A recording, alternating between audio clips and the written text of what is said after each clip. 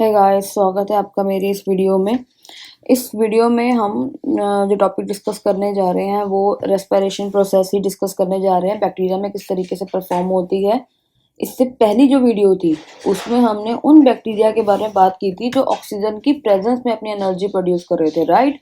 But इस video में हम जो बात करने जा रहे हैं, हम उन बैक्टीरिया के बारे में बात करेंगे जो विदाउट ऑक्सीजन अपनी एनर्जी प्रोड्यूस करते हैं। तो बिना किसी देरी के चलिए स्टार्ट करते हैं। हाँ, तो अब जो नेक्स्ट है वो है anaerobic bacteria, right. Anaerobic bacteria it is a type of cellular respiration that take place in the absence of oxygen to produce energy. मैंने बताया था कि ग्लूकोज का अगर ब्रोकन डाउन हो रहा है into the alcohol and carbon dioxide, right, without using oxygen, तो वो एनएरोबिक रेस्पिरेशन है, राइट। तो आप जैसे कि यहाँ पे आप देख सकते हो ग्लूकोज का ब्रोकन डाउन हो रहा है into the alcohol and carbon dioxide, जिसमें हमें एनर्जी मिल रही है in the form of ATP, right. तो ये जो रेस्पिरेशन होगा बेसिकली एनाएरोबिक होगा, क्योंकि यहाँ पे ऑक्सीजन का कोई भी यूज नहीं हो रहा है।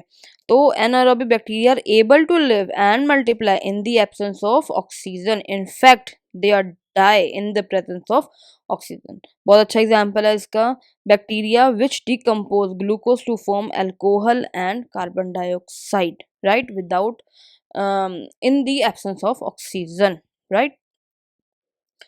अब अगर हम बात करें अमाउंट का, अमाउंट ऑफ एनर्जी की अगर हम बात करें, amount of energy available from this type of respiration is much less than aerobic respiration. Actually अगर हम बात करें एनएरोबिक की, राइट, एनएरोबिक में सिर्फ दो स्टेप होते हैं, ग्लाइकोलिसिस एंड फर्मेंटेशन, क्योंकि इसमें ऑक्सीजन तो होती नहीं है, तो यानी कि ग्लाइकोलिसिस से इसको 2 एटीपी मॉलिक्यूल्स मिल जाते हैं, राइट।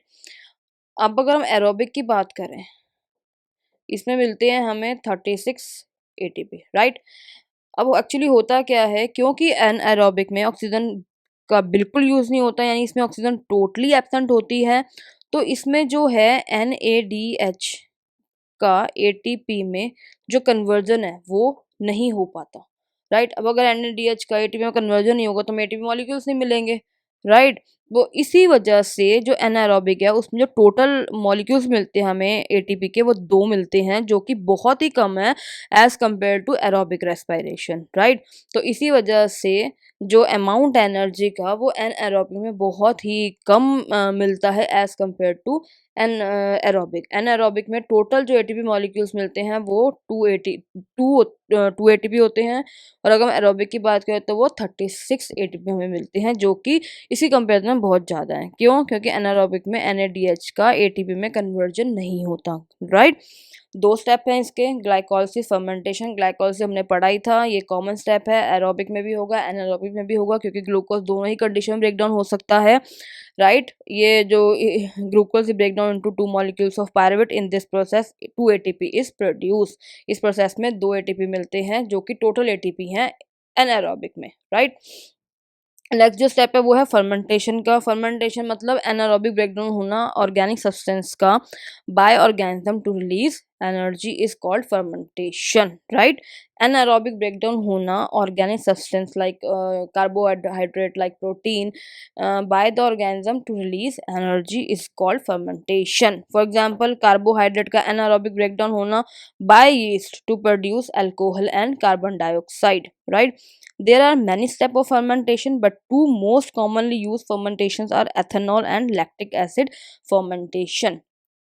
अगर हम ethanol fermentation की बात करें, it is also known as alcohol fermentation, right? In this process, sugar is broken down in the absence of oxygen into ethanol and carbon dioxide, right, as a byproduct.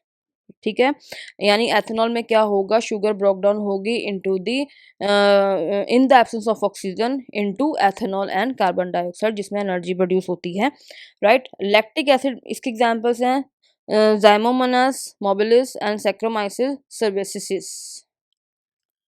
तो first जो है वो है ethanol fermentation, इसको alcohol fermentation भी बोलते हैं, ठीक है। इस प्रोसेस में क्या होता है, शुगर का ब्रोकन डाउन होता है in the absence of oxygen into ethanol and carbohydrate, they both are as a by product, जो कि इस प्रोसेस में प्रोड्यूस होते हैं, राइट। इसके एग्जाम्पल दे लेते हैं ज़ाइमोमोनास मोबिलिस एंड दूसरा है सैक्रोमाइसिस सेरेविसाई, राइट। अगला है lactic acid fermentation. Lactic acid fermentation create ATP which is a molecular both animal and bacteria need for energy, right. दोनों ही प्रोसेस में जो है क्या कहते हैं, एटीपी एनर्जी प्रोड्यूस होती है, right? In this process glucose is broken down in the absence of oxygen into to lactate molecules, right. Ethanol में जो है वो ग्लूकोज का ब्रोकन डाउन हो रहा है into ethanol and carbon dioxide release हो रही है।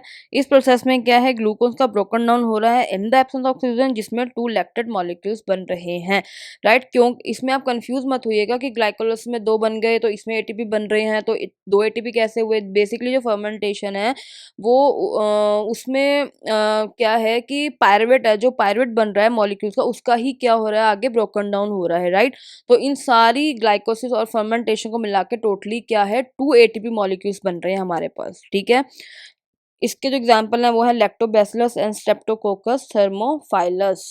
तो जैसे कि आप एग्जाम्पल देख सकते हो, सैक्रोमाइसिस सेरिविसाई, राइट, ज़ाइमोमोनास मोबिलिस, ये जो हैं ये ऑर्गेनिजम्स हैं जो एथेनॉल फर्मेंटेशन में पार्टिसिपेट करते हैं। और ये जो ऑर्गेनिज्म है स्ट्रेप्टोकोकस एंड लैक्टोबैसिलस, ये क्या है, लैक्टिक एसिड फर्मेंटेशन में क्या कहते हैं, पार्टिसिपेट करते हैं एक तरीके से। अगर हम डिफरेंस की बात करें, the main difference between lactic acid fermentation and ethanol fermentation, इसमें दोनों में एक कॉमन जो सबसे मेन इंपॉर्टेंट डिफरेंस है वो है कार्बन डाइऑक्साइड का, यानी रिलीज ऑफ कार्बन डाइऑक्साइड। अगर एथेनॉल फर्मेंटेशन है तो कार्बन डाइऑक्साइड रिलीज होती है, और अगर ये लैक्टिक एसिड फर्मेंटेशन है तो कार्बन डाइऑक्साइड रिलीज नहीं होती है, right. Anaerobic bacteria again two types के होते हैं, obligate anaerobic bacteria and facultative aerobic bacteria, right. Obligate anaerobic bacteria. These bacteria respire only anaerobically, right? They generally get killed under aerobic condition. मतलब ये जो bacteria हैं basically ये oxygen की absence में ही रेस्पायर कर सकते हैं। अगर ऑक्सीजन प्रेजेंस होगी तो ये बैक्टीरिया क्या होंगे, मर जाते हैं। These bacteria live only in the absence of oxygen. इसका एग्जाम्पल है क्लोस्ट्रीडियम बोटुलिनम, राइट। अगला जो एग्जाम्पल है वो है फैकल्टेटिव एरोबिक का। These bacteria respire anaerobically under normal condition but can respire aerobically when oxygen is available. ये जो फैकल्टेटिव एरोबिक बैक्टीरिया होते हैं ये होते हैं एनारोबिकली है, मतलब यानी कि ये ऑक्सीजन की एब्सेंस में ही क्या करते हैं, सर्वाइव करते हैं, रेस्पायर करते हैं, बट नॉर्मल कंडीशन में। बट अगर ये ऑक्सीजन अवेलेबल है, कहीं पे अगर ऑक्सीजन अवेलेबल है तो ये वहाँ पे भी क्या कर सकते हैं, सर्वाइव कर सकते हैं, ग्रोथ कर सकते हैं, रेस्पायर कर सकते हैं, राइट। इसका एग्जांपल है जैसे most of the photosynthetic bacteria like Pseudomonas belong to this group, right. जैसा कि आप देख सकते हैं ये क्लोस्ट्रिडियम बोटुलिनम है, राइट। ये ऑब्लिगेट एनारोबिक बैक्टीरिया है, यानी ये सिर्फ और सिर्फ ओनली ऑक्सीजन की एब्सेंस में ही क्या करता है, सरवाइव कर सकता है, जिंदा रह सकता है। और ये है facultative aerobic which is sorry इसका नाम,